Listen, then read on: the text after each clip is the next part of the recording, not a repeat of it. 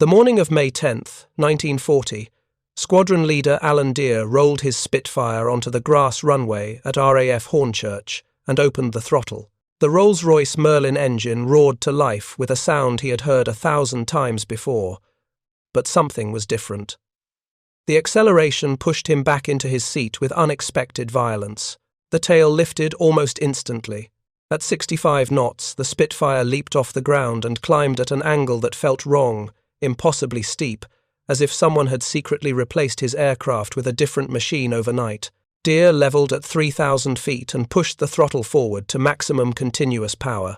The airspeed indicator climbed past 300 miles per hour, then 310, 320. His Spitfire Mark I had never flown this fast at this altitude. Not even close. He checked his instruments twice, convinced something was malfunctioning. Everything read normal. The engine temperature was perfect, oil pressure steady, but his aircraft was flying 34 miles per hour faster than it had the previous week.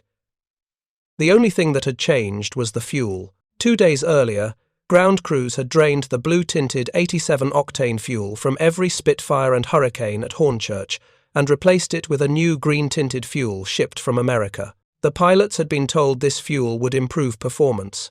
No one had explained how much. If you're enjoying this deep dive into the story, hit the subscribe button and let us know in the comments from where in the world you are watching from today. What Deere did not know was that he was flying the first combat sortie by a Royal Air Force fighter using 100-octane aviation fuel in actual operations. And what the Luftwaffe pilots he would encounter over France in the coming weeks did not know was that they were about to face an aircraft they had already defeated, but which had suddenly become 40% more powerful. This is the story of how a chemical breakthrough in America gave Britain's fighter pilots the edge they needed to survive the summer of 1940, how a fuel additive turned the Battle of Britain from a probable German victory into a British survival, and how the men who flew these modified fighters never fully understood what had been done to their engines until long after the war ended. The problem began in 1937, though almost no one in Britain recognized it at the time. The Royal Air Force had standardized on 87-octane aviation fuel for all its aircraft. This was the same fuel that powered civil airliners, military trainers, and frontline fighters without distinction. The fuel worked adequately. It allowed the new Spitfire and Hurricane fighters to reach their designed performance specifications. But those specifications assumed peace, time conditions, and gradual development. Then Germany demonstrated what modern air power could actually accomplish. In April 1937, German Condor Legion aircraft, equipped with improved Daimler-Benz engines, destroyed the Spanish town of Guernica in less than 3 hours. British intelligence officers studying the attack noted that German bombers were flying faster and higher than anticipated. German fighters were outperforming British estimates. Something had changed in German aviation technology, but British analysts could not determine what. The answer was fuel. Germany had no natural petroleum reserves. The entire German aviation fuel supply came from synthetic production using the Bergius hydrogenation process, which converted brown coal into liquid fuels. This process was expensive and inefficient, but it produced fuels with better anti-knock characteristics than standard petroleum-based aviation fuel. By 1937, Luftwaffe fighters were using fuel equivalent to 96-octane, significantly better than the 87-octane fuel available to the Royal Air Force. Higher octane fuel allows an aircraft engine to operate at higher compression ratios and higher manifold pressures without detonating. Detonation, the spontaneous explosion of the fuel-air mixture rather than controlled combustion, destroys piston engines within minutes. The octane rating measures a fuel's resistance to detonation. The higher the octane, the more power an engine can produce safely. It is a direct relationship. Better fuel equals more power, equals higher speed, and better climb rate. In January 1937, F.R. Banks, one of Britain's leading internal combustion engine experts, submitted a paper to the Air Ministry recommending immediate adoption of 100-octane fuel for all Royal Air Force aircraft. Banks had been testing fuels at the Royal Aircraft Establishment at Farnborough. His experiments showed that Rolls-Royce Merlin engines could produce 25% more power using 100 octane fuel compared to 87 octane. That translated to dramatic improvements in speed and climb rate for Spitfires and Hurricanes. The Air Ministry rejected Banks's recommendation. The official reason was supply security. In 1937, only the United States produced 100 octane aviation fuel in meaningful quantities. If Britain adopted 100 octane as standard, the entire Royal Air Force would become dependent on American fuel supplies. In the event of war, those supplies might be cut off by German submarines or by American neutrality laws. Britain would be left with high-performance engines that could not run on available fuel. The risk seemed unacceptable, but the real reason was more complex. Adopting 100 octane fuel would require modifications to every aircraft engine in the Royal Air Force inventory. The Merlin engines in Spitfires and Hurricanes would need new cylinder head designs with improved cooling. Carburetors would need recalibration. Fuel systems would need modification to handle the different characteristics of high-octane fuel. The cost would be enormous. The Air Ministry, operating under tight peacetime budgets, chose to defer the decision. Meanwhile, in the United States, a chemical engineer named Eugene Houdry was solving a problem that would change the course of the war. Houdry had been born in France and trained as a mechanical engineer, but his passion was chemistry. In the early 1930s, he developed a catalytic cracking process that could convert heavy petroleum fractions into high-octane gasoline. The process used specially formulated catalysts to break apart large hydrocarbon molecules into smaller, more valuable ones with better anti-knock properties. The Sun Oil Company in Philadelphia hired Houdry to develop his process for commercial production. By 1936, Sun Oil had built a large-scale catalytic cracking unit at its Marcus Hook refinery. The unit produced 100 octane gasoline in quantities that had never been commercially available before. The fuel was expensive, but it worked. American military aircraft began using it for high-performance applications. The United States Army Air Corps recognized the strategic value of high-octane fuel immediately. In 1934, the Air Corps issued specifications for 100 octane aviation fuel and contracted with American oil companies to develop production capacity. By 1938, several American refineries could produce 100 octane fuel using different methods. Houdry's catalytic cracking process was the most efficient, but other companies used thermal cracking and alkylation processes that also worked. In Britain, Roy Fedden of the Bristol Engine Company and engineers at Rolls-Royce continued pressing the Air Ministry to adopt 100 octane fuel. Fedden was designing the Bristol Hercules radial engine for bomber applications and knew that high-octane fuel would dramatically improve bomber performance. Rolls-Royce engineers working on Merlin development understood that German fighters were already using better fuel. If the Spitfire and Hurricane were going to compete with German fighters, they needed better fuel. In late 1938, the Air Ministry finally authorized limited testing of 100 octane fuel. A tanker shipped fuel from American refineries to Britain for evaluation. Rolls-Royce engineers modified several Merlin engines and tested them at maximum power using the new fuel. The results exceeded expectations. With 100 octane fuel, the Merlin II engine could sustain 12 pounds per square inch of boost pressure, double the 6 1/4 pounds permitted with 87 octane fuel. That boost increase translated directly to horsepower. At 9,000 feet altitude, a Merlin running on 100 octane fuel at 12-pound boost produced 1,310 horsepower compared to 1,030 horsepower. On 87 octane fuel at 6-pound boost, the performance gain was not linear, it was transformative. A Spitfire Mark I running on 87 octane fuel had a maximum speed of 346 miles per hour at 16,800 feet. The same aircraft running on 100 octane fuel with 12-pound boost could reach 371 miles per hour at the same altitude. More importantly, the climb rate improved dramatically. Time to 20,000 feet decreased from 9.5 minutes to 7.5 minutes. Those numbers represented the difference between life and death in air combat. A fighter that could climb 2 minutes faster could intercept bombers before they reached their targets. A fighter that was 25 miles per hour faster could escape from unfavorable engagements or pursue fleeing enemies. The tactical advantages were overwhelming. But there was a problem. Britain had no stockpile of 100-octane fuel. American refineries produced limited quantities primarily for United States military use. If Britain wanted to adopt 100-octane as standard for its fighters, it would need to secure long-term supply contracts with American oil companies and build strategic reserves before war began. In June 1939, 3 months before Germany invaded Poland, the Air Ministry placed orders for large quantities of 100-octane fuel from American suppliers. The fuel was designated BAM 100, British Air Ministry 100-octane. It was actually 100/130 octane, meaning it provided even better performance under rich mixture conditions used for takeoff and climb than standard 100-octane fuel. The first tanker load of BAM 100 arrived in Britain in June 1939 and was stored in secure facilities for future use.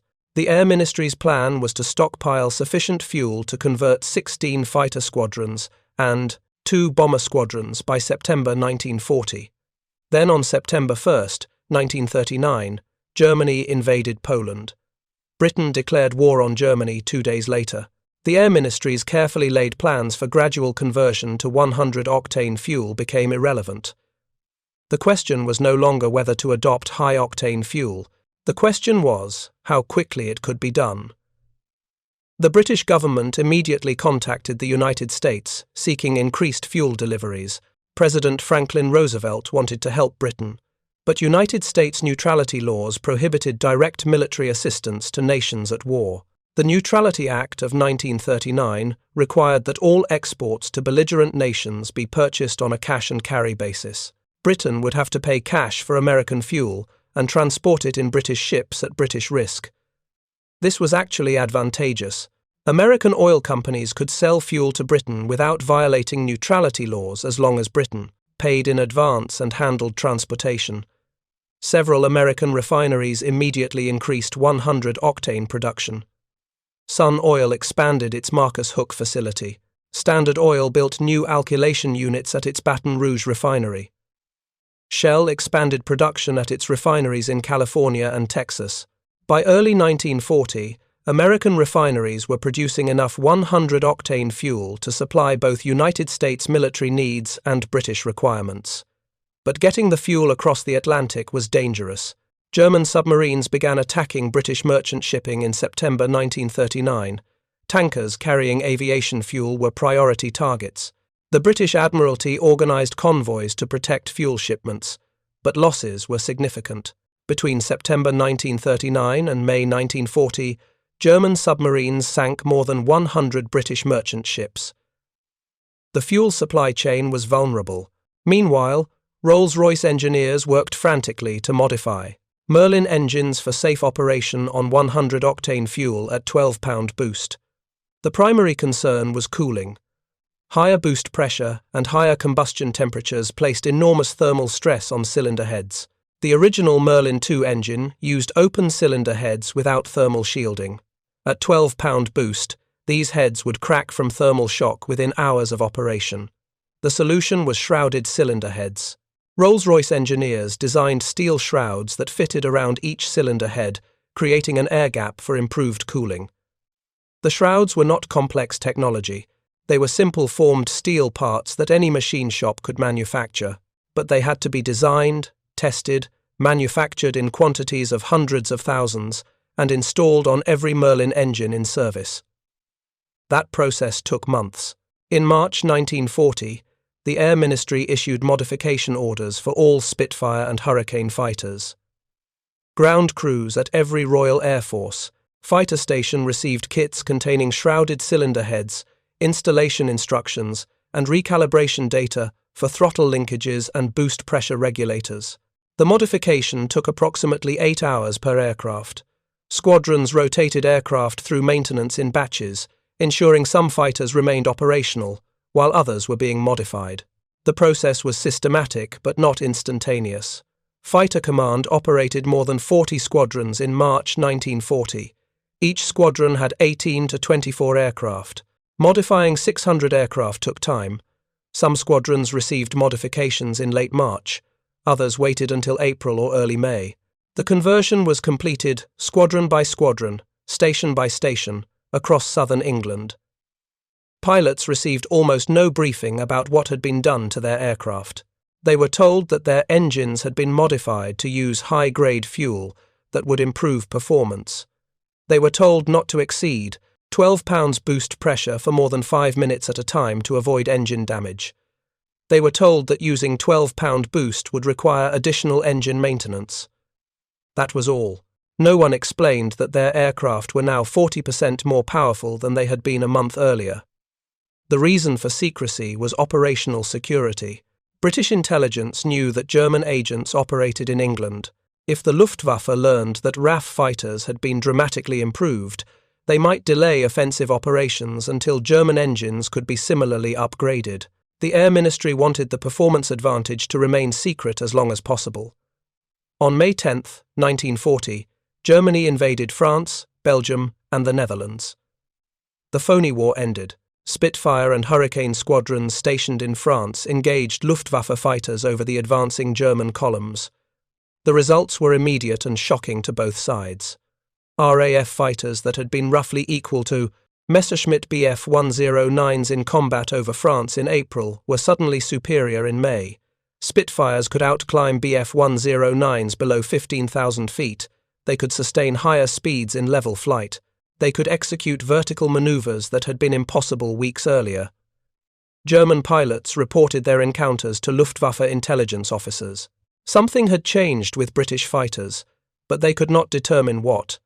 The aircraft looked identical. The markings were the same, but the performance had improved dramatically. Luftwaffe intelligence suspected engine modifications, but they had no data. The truth emerged slowly. On May 23rd, a Spitfire of 611 Squadron was shot down near Calais. The aircraft crash-landed in a field behind German lines. The pilot, Flying Officer Peter Brown, was captured unhurt, but the Spitfire was relatively intact. German recovery teams transported the wreckage to a Luftwaffe technical intelligence facility for examination.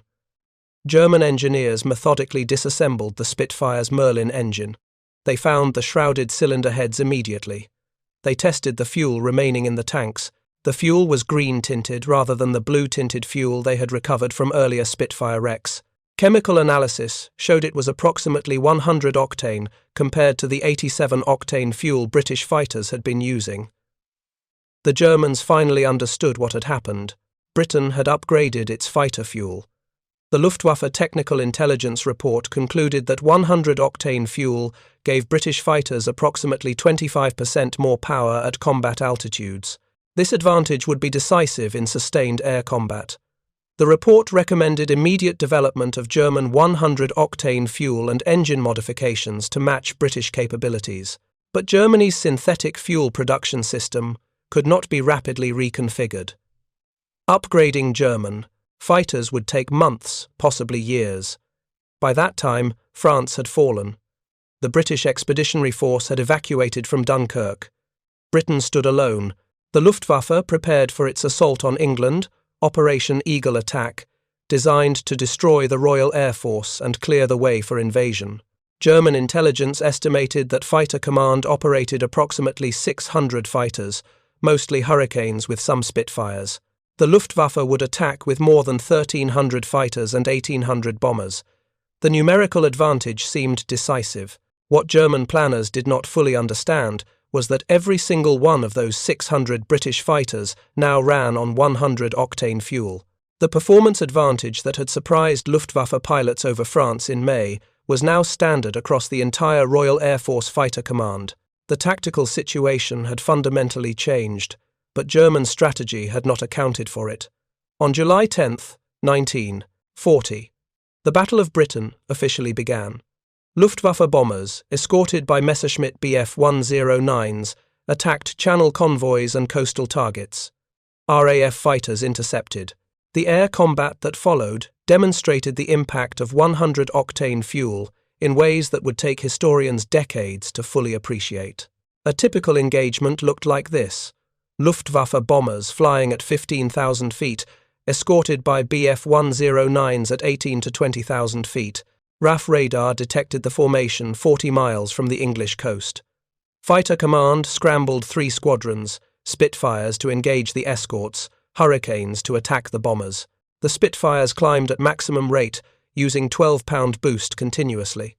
They reached 18,000 feet in 7.5 minutes and engaged the Bf-109s head-on. In the vertical dogfight that followed, the Spitfires held their own.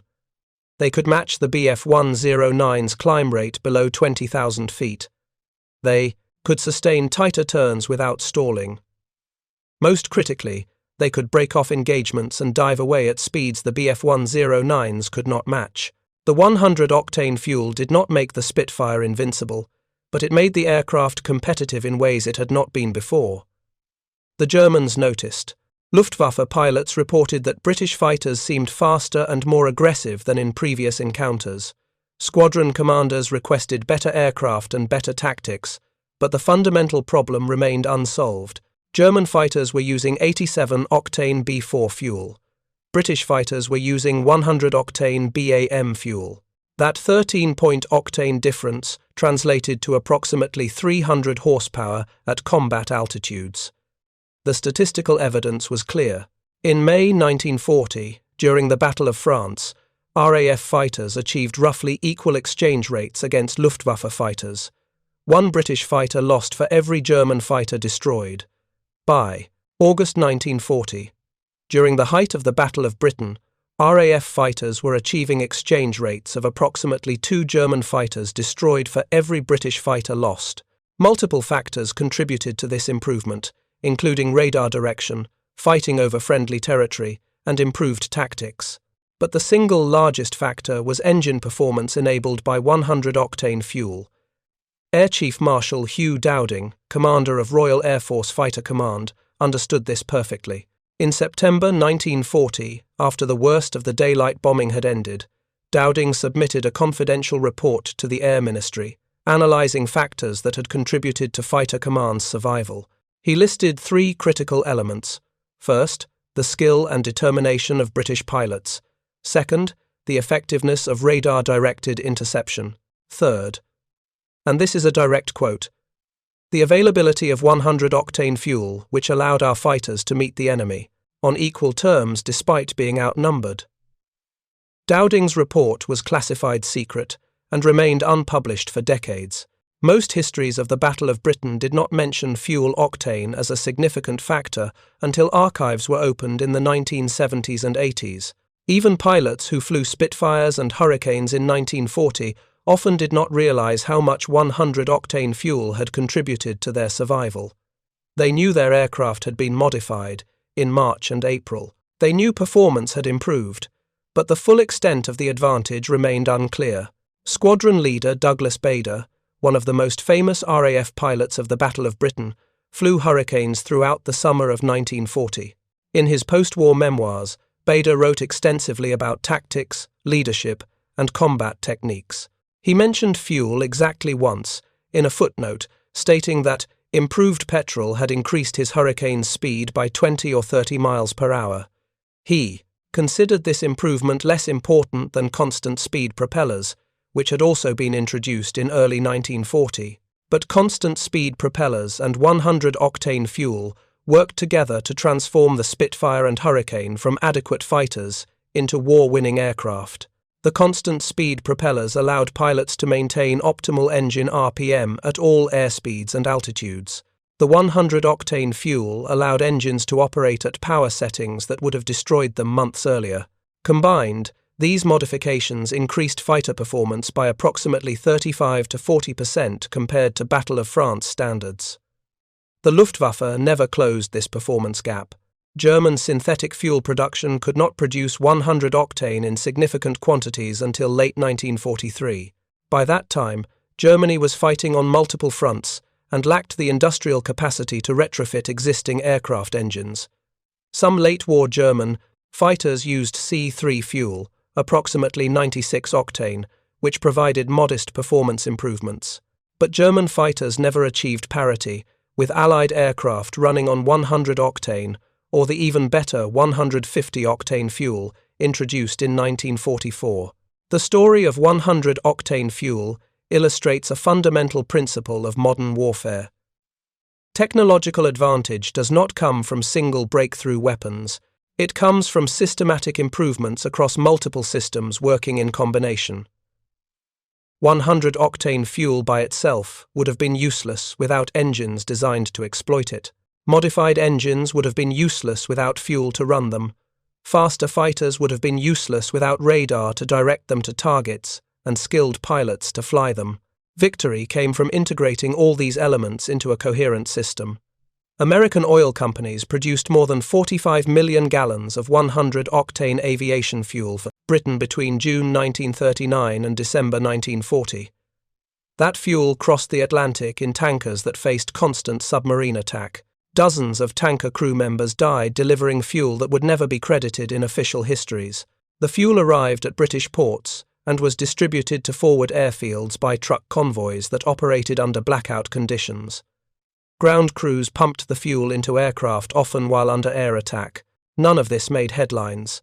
There were no dramatic newsreel stories about fuel deliveries. The pilots who benefited from 100-octane fuel rarely mentioned it in interviews. The ground crews who maintained the modified engines received no public recognition. The American refinery workers who produced the fuel worked anonymously. The tanker crews who transported it died anonymously. Eugene Houdry, whose catalytic cracking process made large-scale 100-octane production economically feasible, received almost no recognition during the war. His contributions remained classified for security reasons.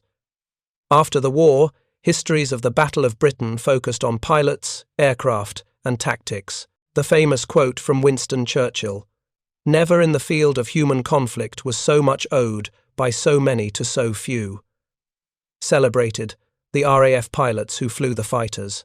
Churchill's speech did not mention fuel, engines, radar, or the thousands of ground personnel who made those pilots effective. The narrative simplified a complex technological and industrial achievement into a story about individual heroism. That narrative was not wrong, but it was incomplete. The pilots were genuinely heroic. Their skill and courage were essential to Britain's survival. But they would have died heroically and uselessly if their aircraft had been outperformed by German fighters the way they had been in the Battle of France. 100-octane fuel transformed the strategic situation by giving British fighters performance parity with German fighters. That advantage, combined with radar direction and fighting over friendly territory, created conditions where pilot skill and courage could actually matter. If you find this story engaging, please take a moment to subscribe and enable notifications. It helps us continue producing in-depth content like this. The Germans learned about 100-octane fuel in May 1940, but could do nothing about it. Their synthetic fuel production system was optimized for producing large quantities of medium-grade fuel, not small quantities of high-grade fuel. Reconfiguring the system would have required shutting down existing production, redesigning chemical processes, and building new equipment. Germany could not afford to reduce fuel production, even temporarily. The Wehrmacht was preparing for Operation Barbarossa, the invasion of the Soviet Union, which would require enormous quantities of fuel for tanks, trucks, and aircraft. So German aircraft continued using B-4 fuel through 1941 and 1942. Luftwaffe pilots learned to compensate for performance disadvantages through superior tactics and training, but tactics could only compensate so far. When Allied fighters could climb faster, fly faster, and sustain higher power settings longer, German fighters were at a structural disadvantage that no amount of tactical skill could overcome. The situation grew worse for Germany as the war continued. In 1944, American and British refineries began producing 150-grade fuel, which allowed even higher boost pressures and even more power. Late-war Spitfires running on 150-octane fuel at 25 pounds boost produced more than 1,800 horsepower from the same basic Merlin engine design that had produced 1,030 horsepower. On 87-octane fuel in 1939, that was an 80% increase in power from an engine that looked superficially identical. German engineers captured Allied aircraft throughout the war and tested them exhaustively. They documented fuel specifications, engine modifications, and performance characteristics. Their reports consistently recommended adopting Allied fuel standards. The German Air Ministry consistently responded that such adoption was impossible due to industrial limitations. Germany's synthetic fuel industry could barely maintain current production levels while under Allied bombing. Upgrading to higher octane production was simply not feasible. This created a vicious cycle. Allied air superiority enabled strategic bombing of German fuel production facilities. Reduced German fuel production limited Luftwaffe operations. Limited Luftwaffe operations allowed Allied bombers to strike German fuel production more effectively. By 1944, the Luftwaffe was rationing fuel so severely that pilot training was reduced to dangerous minimums. New German pilots entered combat with less than half the flight training hours of Allied pilots because Germany could not spare fuel for adequate training. The strategic impact of 100-octane fuel extended far beyond the Battle of Britain. The fuel enabled the North American P-51 Mustang to become the most effective long-range escort fighter of the war. The Mustang used a Packard-built version of the Rolls-Royce Merlin engine optimized for 150-octane fuel. With this engine and upgraded fuel, the Mustang could escort American bombers from England to Berlin and back, a round trip of more than 1,200 miles. No German fighter could match that range while maintaining competitive performance. 100-octane fuel enabled the Supermarine Spitfire to evolve through more than 20 major variants during the war without requiring a complete redesign. Each new Spitfire variant used progressively more powerful versions of the Merlin or Griffon engines, all taking advantage of better fuel to produce more power. The final Spitfire variants in 1945 were 50% faster than the original Spitfire Mark Is of 1939, despite using fundamentally similar airframes. Most of that performance increase came from engine improvements enabled by better fuel. The same pattern held for American aircraft. The Republic P-47 Thunderbolt used a massive Pratt & Whitney R-2800 radial engine that produced 2,000 horsepower using 100-octane fuel. Late war versions using 150-octane fuel at war, emergency power produced more than 2,500 horsepower from the same displacement. The Thunderbolt became one of the most effective ground attack aircraft of the war because its engine could sustain high power output at low altitude, where ground attack missions required prolonged high-power operation. The Japanese never had access to high-octane fuel in significant quantities. Japan's oil came from captured Dutch East Indies refineries that produced conventional petroleum-based aviation fuel of approximately 90 octane. Japanese engineers developed water methanol injection systems to temporarily boost power, but these systems were complex, unreliable, and provided only short bursts of increased performance. American fighters using 100-octane fuel consistently outperformed Japanese fighters throughout the Pacific War. The performance gap widened as the war continued, and American aircraft received upgraded engines designed for 150-octane fuel. By 1945, the technology gap between Allied and Axis aviation fuel had become so large that German and Japanese engineers were designing jet aircraft primarily because piston engines could not compete. The Messerschmitt Me-262 jet fighter and the Arado R-234 jet bomber represented German attempts to leapfrog Allied piston engine technology by switching to an entirely different propulsion system, but jets brought their own fuel problems. Jet fuel production competed with aviation gasoline production for limited refinery capacity. Germany never solved these problems before the war ended. The story of 100-octane fuel is ultimately a story about industrial capacity and strategic planning. Britain recognized the value of high-octane fuel in 1937 but could not produce it domestically. The United States had the industrial capacity to produce it but initially lacked military motivation. The partnership between British requirements and American production capabilities created a solution that neither nation could have achieved alone. Britain provided the strategic need and the financial resources. America provided the industrial capacity and the technical expertise. This pattern repeated throughout World War II. Allied victory was not predetermined by superior courage or tactical brilliance. It was enabled by superior industrial production, superior logistics, and superior integration of technology into operational systems. 100-octane fuel was one component of this larger system. It was not the only component, or even the most important component, but it was essential. Without 100-octane fuel, the Spitfire and Hurricane would have been outperformed by German fighters in the summer of 1940. The Battle of Britain might have ended differently. Britain might have been forced to negotiate peace on German terms. The entire strategic situation in 1941 and beyond would have changed. 100-octane fuel did not win the war by itself, but it helped create conditions where the war could be won. Eugene Houdry never sought publicity for his catalytic cracking process.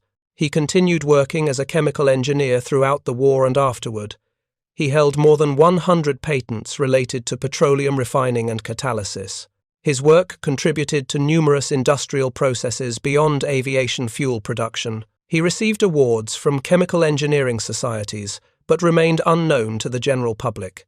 When he died in 1962, his obituaries mentioned his contributions to petroleum refining in technical terms, but did not emphasize his role in making high-octane aviation fuel possible. The American refinery workers who produced 100-octane fuel returned to civilian life after the war without recognition. The tanker crews who transported it across U-boat-infested waters were merchant sailors, not military personnel. Many died when their ships were torpedoed. They were not eligible for military decorations.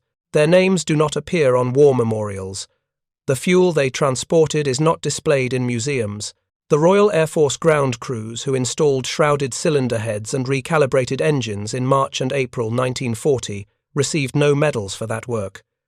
It was considered routine maintenance. The fact that this routine maintenance transformed the strategic balance of air power in Northwest Europe went unrecognized.